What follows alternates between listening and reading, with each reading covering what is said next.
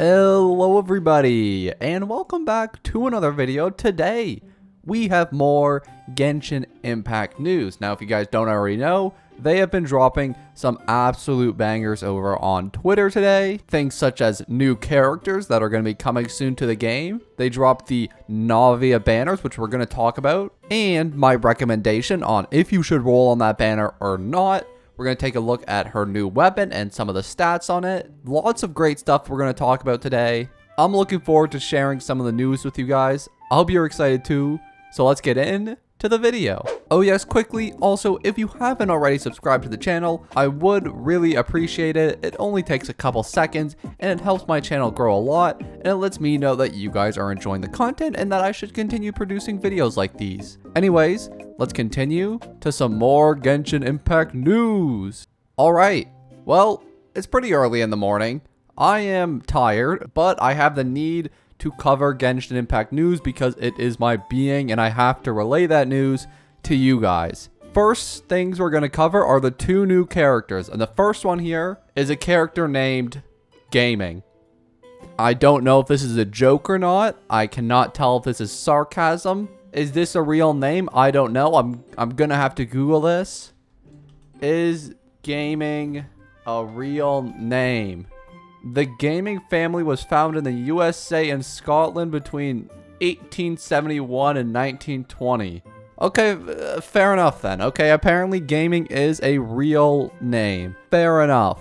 Well, to be completely honest, he looks like a 4-star, a Pyro 4-star, and I'm not gonna lie, he has a lot of contenders in that category. To compete with other Pyro 4-stars, you have to compete with the likes of Zhongling, who is one of the best sub DPSs in the entire game, and God himself. So if he's gonna be a Pyro 4-star, I'm hoping for something similar to like a Yanfei with a main DPS sort of vibe, because I'm pretty confident he won't be a 5-star, but who knows, I could be wrong. He looks kind of fun, kind of silly, kind of quirky, maybe like a little Hazo or something. I get like a lot of Hazo vibes from him. Definitely, I would say he's from Leeway just from the banner and his overall aesthetic. It seems pretty obvious to me. And the thing that makes it more obvious is the announcement of another new character, Xianyun, who is most definitely from Leeway because we've seen her in trailers before. She looks really, really good. And there's a little bit of suspicion that she may or may not be Cloud Retainer, the infamous Leeway bird. I cannot confirm nor deny that though. That being said, Xianyun looks really beautiful. She's going to be an Animo character, which means she's going to be absolutely cracked because all Animo 5-stars are inherently good. Genuinely, think about it. When have they ever released a bad Animo 5-star? Zhao, Venti, Wanderer, Kazuha, and Jean are all like super solid. So Xianyun is probably going to be even better, and she damn better be, because she looks freaking awesome and we haven't had a Leeway character in decades. It feels so long since we've had a Leeway character, so I'm excited for Cloud Retainer. I mean Xianyun, definitely not Cloud Retainer. Hopefully she's as cracked as I'm making her out to be. But obviously that's kind of hard to say right now. But what isn't hard to say is that we have some absolutely cracked weapon and character event banners. Now let's talk about a couple of these banners. First up, the weapon banner. Now I really like this banner.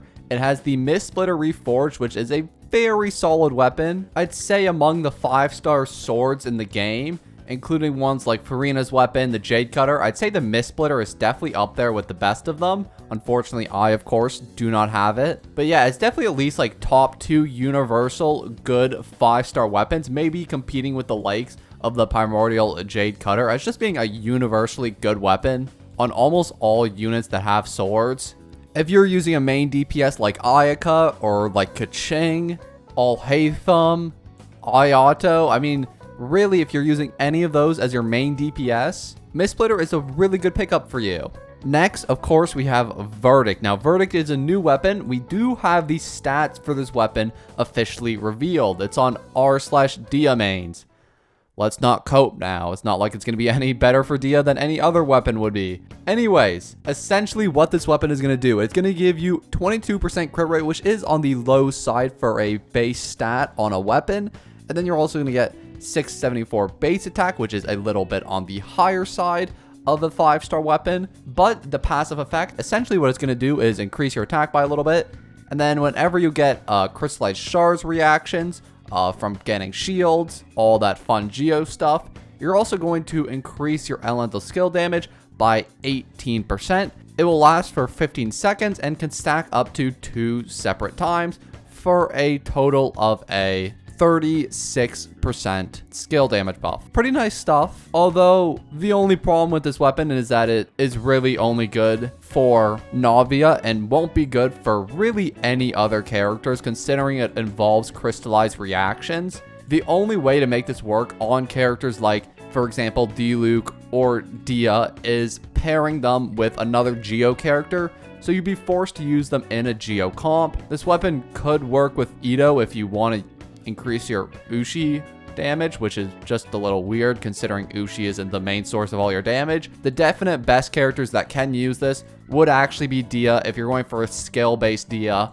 and then Diluc because his skill, although his skill isn't his main source of damage, you do still use it quite often. Almost every other Claymore character can't use this weapon that well, so I'd only recommend picking it up if you're using one of the 3 units I have suggested, or you're going to be a NAVIA main and you're committed to loving her forever. If so, pick up this weapon because it's also an axe and it looks way too cool for its own good. As for the 4 stars on the banner, decent 4 stars, not the best ever. Dragon's Bane is good, Favonius Codex is good, the Flute is pretty bad, and the Wave Rider weapons are decent at best, but not really as universally useful as Dragon's Bane or the Favonius Codex is going to be. Next up, the character banners. Now these are pretty nice, I won't lie to you.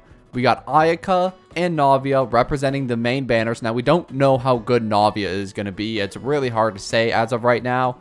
However, Ayaka is one of my favorite units in the game. I've been using her for forever. I think she's a really underrated DPS who can be good in a lot of comps, and she's pretty easy to build because you only need a 4-piece Blizzard Strider for her. That gives you a crap ton of crit rate, and you just put like any crit damage sword on her. Really anything can work. You can even get a free weapon for her in the Amunoma Kaguchi, which is like an amazing weapon for her, and that can do a ton of damage. So she's super easy to build.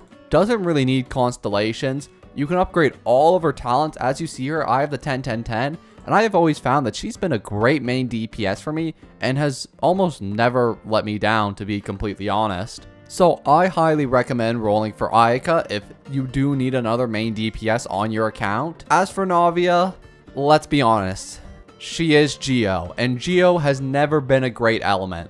So will NAVIA change that? It's really hard to say. From what I've seen from her kit, it doesn't really look like there's much of a chance. But I'm going to hope and pray that she's good because I sincerely want her to be a top 10 unit, even though that's copium. Anyways, next for the 4 stars on the banner, Sucrose, Rosaria, Candace.